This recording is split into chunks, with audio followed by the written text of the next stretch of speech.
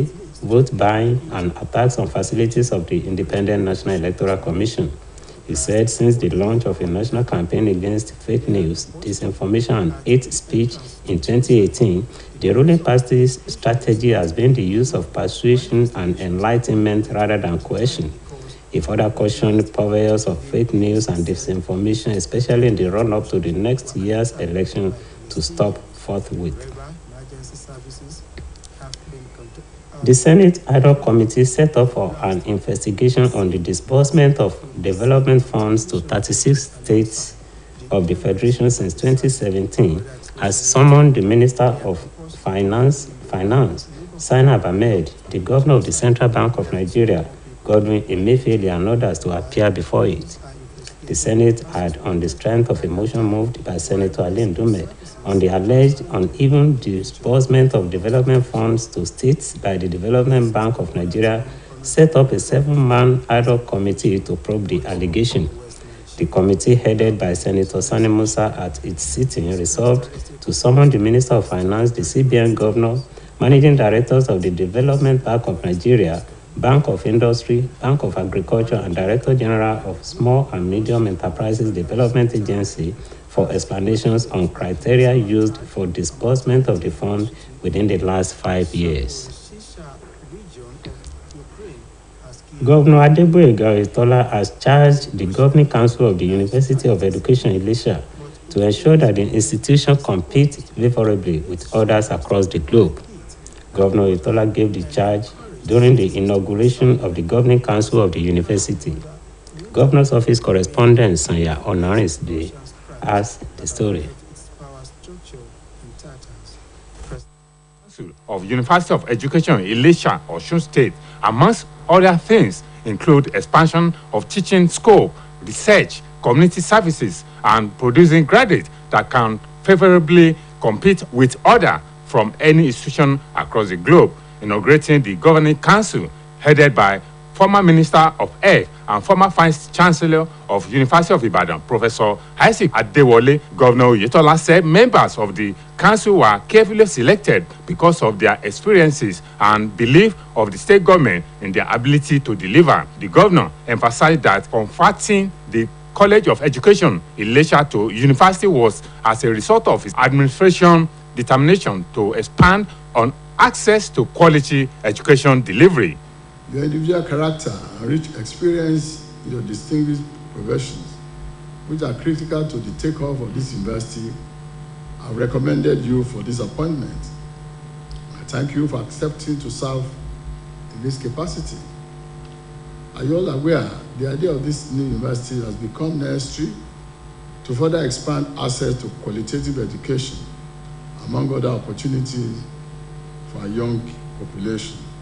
Speaking on behalf of other members of the Governing Council, Chief Akinwale Akinola thanked Governor Oyetola for counting them worthy and promised that the council will deliver on the mandate given to them. The inauguration of the Governing Council completed the task of implementation committee earlier inaugurated for the university by Governor Adeboyega Oyetola.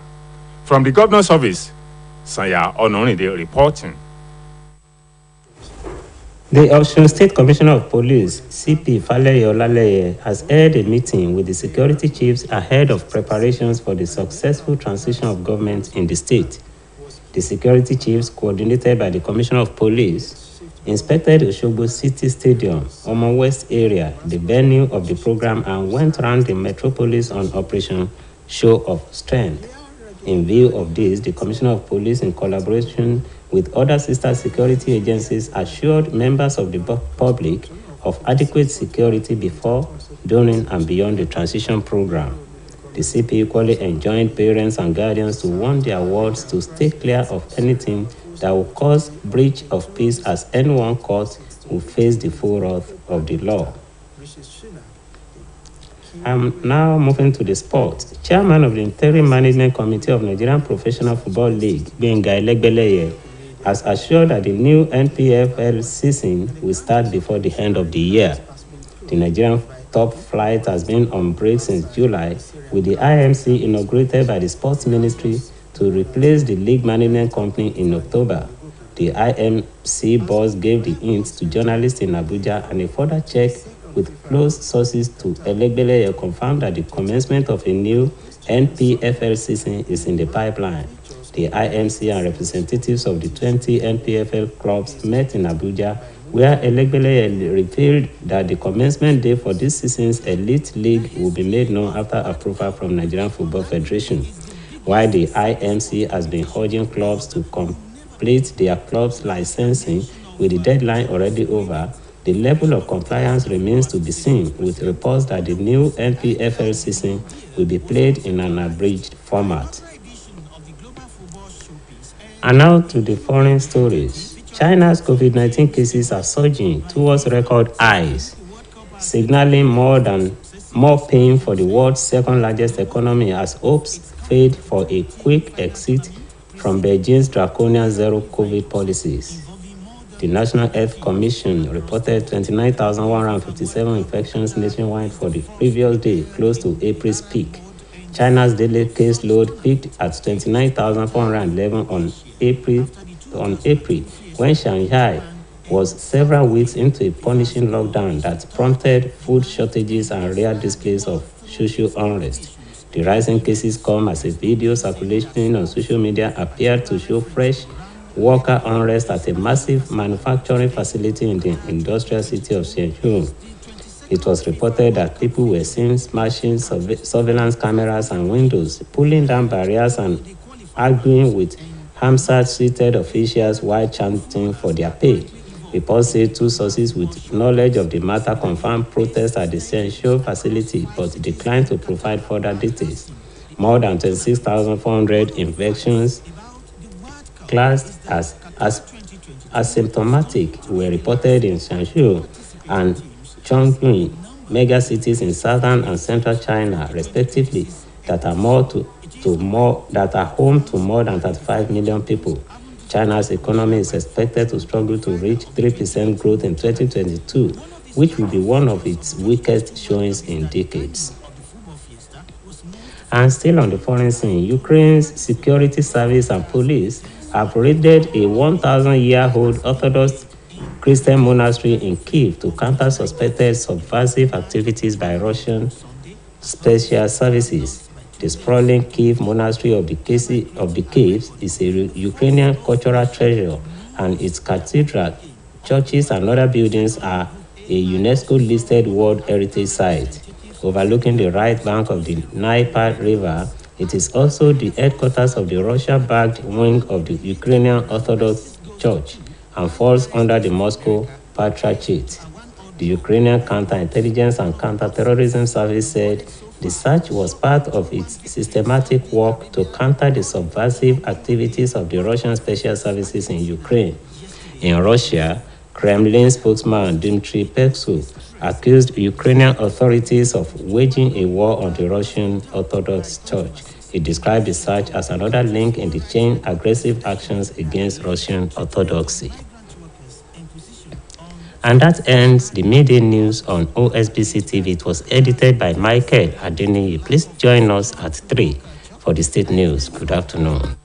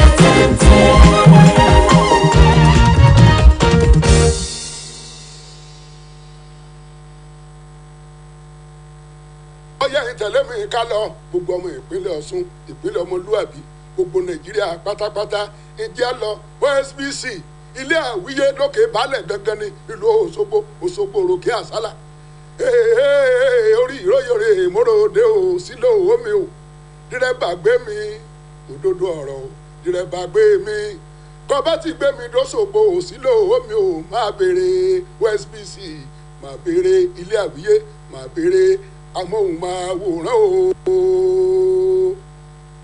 Hello Nigerians, hello Nigerians, hello Nigerians. Hello Nigerians na the program wey tanda gidigba for Osbc TV on StarTime channel 113 and Free TV channel 502. Hello Nigerians na the program wey una go watch and enjoy every Friday from 9 to 10 in the morning. Hello Nigeria na the program wey dey talk about things wey dey shele for this obodo Naija, be in politics, say na security, abi na education, sports, abi na health, where the presenter dey talk Yoruba, Pidgin and Hausa, and the guests wey sabi go sit down put mouth for everything wey dem dey throw am. Hello Nigeria na.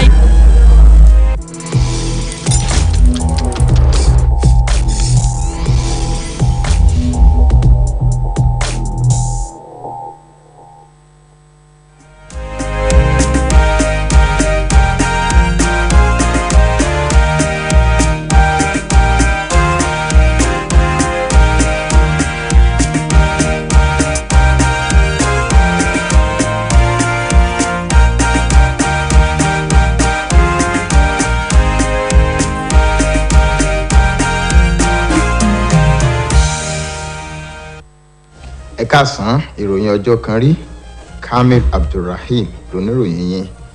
Ààrẹ Muhammadu Buhari ti gba iléeṣẹ́ tó ń pèsè epo rọ̀bì lórílẹ̀‐èdè yìí níyànjú pé kó má jẹ́ kí irú ohun tó ṣẹlẹ̀ lẹ́kùn Niger Delta lápá àríwá ilẹ̀ yìí kó tún wáyé mọ́.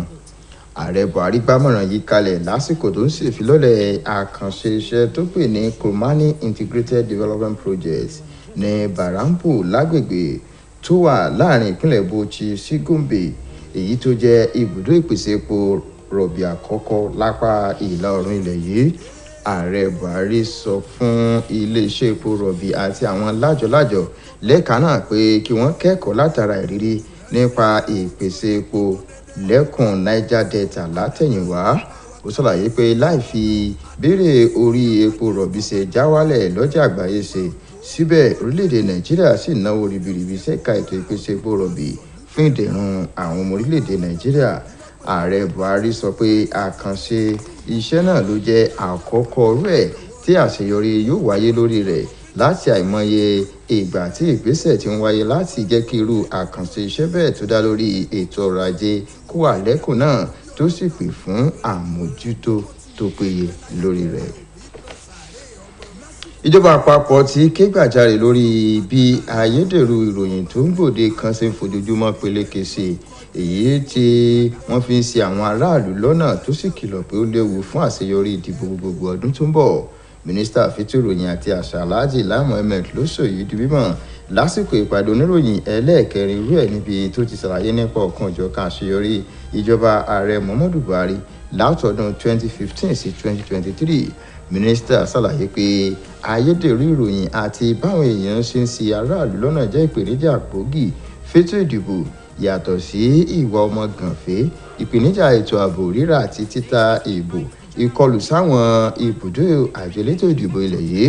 Ó fi kún pé láti ìgbà tètò ìfilọ́lẹ̀ nípa ìgbógun ti ayédèrú ìròyìn àti sísọ̀rọ̀ kò bá kùngbé síra ẹni ti wáyé lọ́dún 2018, ẹgbẹ́ òṣèlú tó ń darí orílẹ̀-èdè yìí ti ń ṣàgbékalẹ̀ ọ̀kan-ò-jọ̀kan ọ̀nà láti máa ṣètanijí fáwọn aráàlú nípa ìyí àtọ̀nà tí yóò fi fẹsẹ̀ múlẹ̀.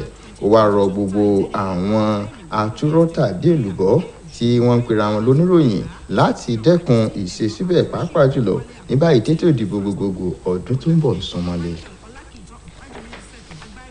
Ìgbìmọ̀ tẹ̀kótó ilé aṣòfin àgbà tí ilé gbé kalẹ̀ láti tanáwádìí ìpínpín owó ìdàgbàsókè sáwọn ìpínlẹ̀ 36 lórílẹ̀‐èdè yìí látọdún 2017 ti ránṣẹ́ pé mínísítà fẹ́tò ìṣúná Hajia Zainab Ahmed, adarí báńkì àpapọ̀ ilẹ̀ yìí ọ̀gbẹ́ni Godwin Emefiele àti àwọn míín pé kí wọ́n farahàn níwájú ìgbìmọ̀ ọ̀hún. Ilé aṣòfin bẹ̀rẹ̀ ìgbésẹ̀ náà níbàámu pẹ̀lú àbá tí sẹ́nitọ̀ alíndùmí dá lórí ẹ̀sùn tó wáyé pé àìṣedéédé wáyé nínú pínpín owó ìdàgbàsókè sáwọn ìpínlẹ̀ látọwọ́ báńkì tó wà fọ́rọ̀ ìdàgbàsókè èyí tó mú kílé ṣàgbékalẹ̀ ìgbìmọ̀ ẹlẹ́ni méje tí yóò tọ̀nà wádìí ẹ̀sùn ọ̀hún.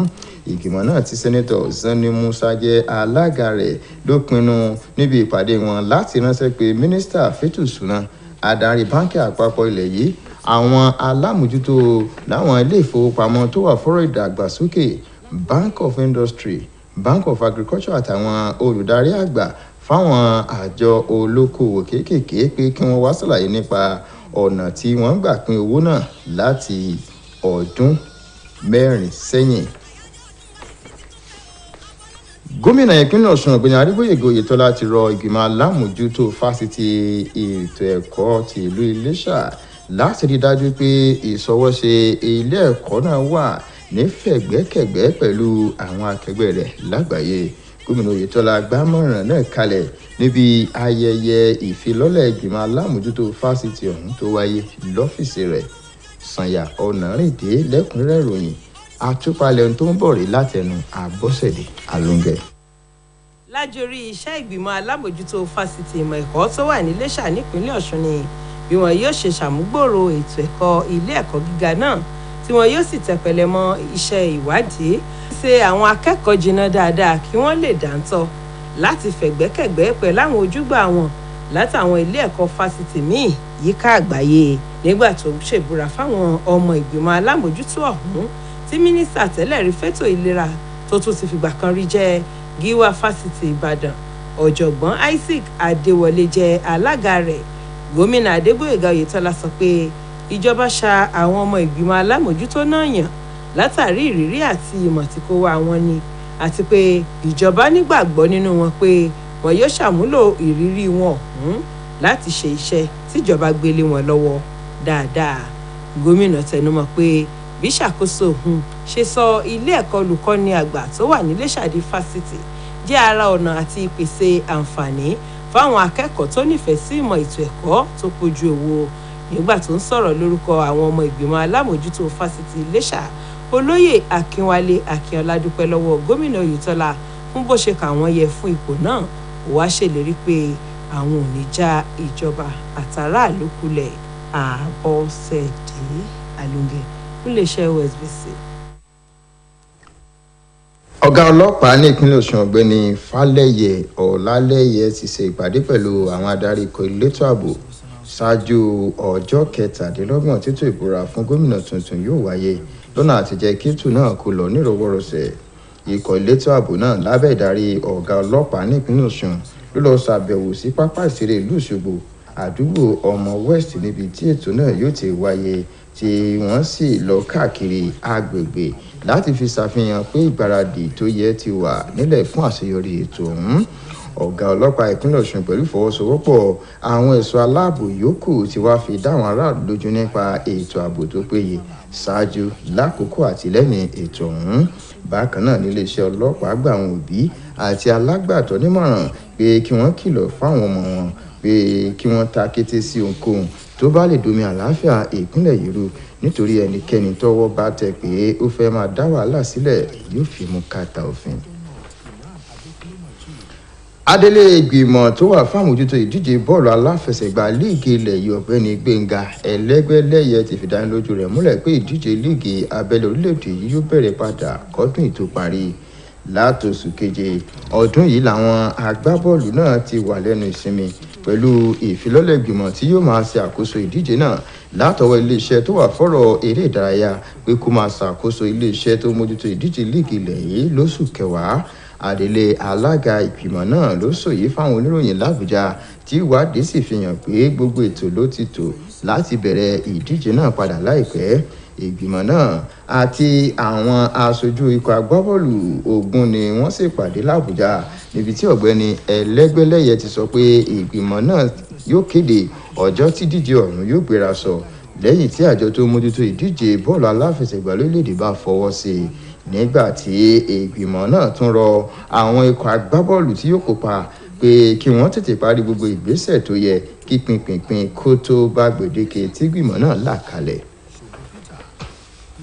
ọwọ́jà àjàkálẹ̀ àrùn covid-19 tó tún ṣẹyọ lórílẹ̀‐èdè China dàbí pé ó ti ń gbilẹ̀ sí báyìí tí kò sì tí ì sẹ́ni tó lè sọ ìgbà tó ṣeé ṣe ìkárùn ọ̀hún kó kásẹ̀ ńlẹ̀.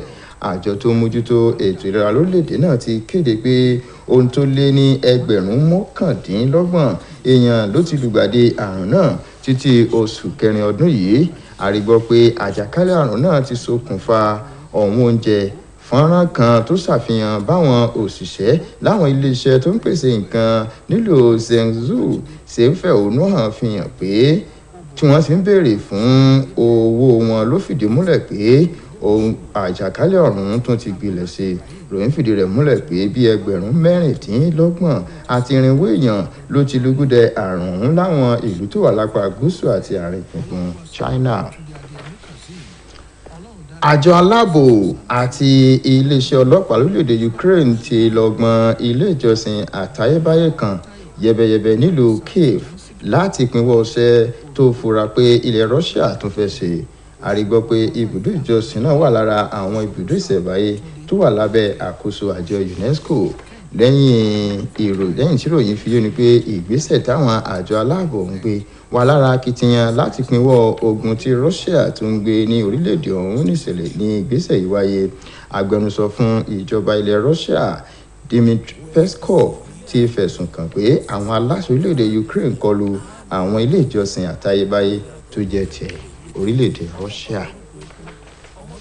ìròyìn ọjọ́ kan rí wa fún ti tàkókò ikọ̀ jù báyìí lẹ́pàdé wa láago 3:15 nígbà táwọn ọmọ ìròyìn ìpínlẹ̀ Ọ̀ṣun wá fún yín títí ìgbà náà. Mojíbọ́lá Káyọ̀dé Ọ̀kẹ́ lolóòtú. ẹ kú ìkàlẹ̀.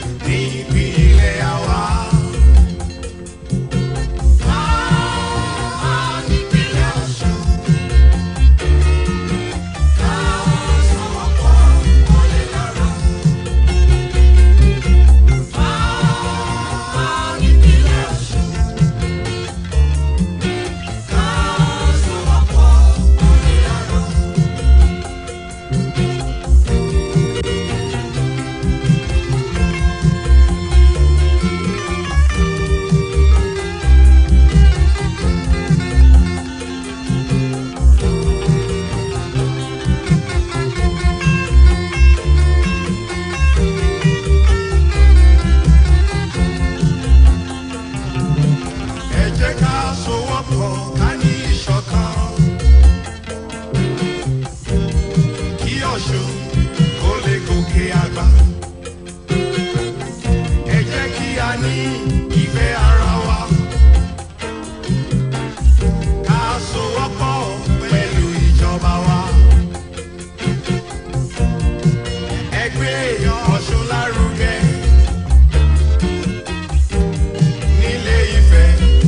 lóṣogbo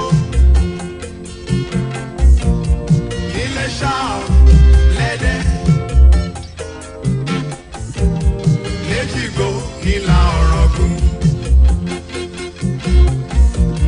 ní gbọ̀ngàn ní kírun ìtìlẹ̀ tòkó kó parapọ̀ ẹ jẹ́ ká gbé Ọ̀ṣun lárugẹ.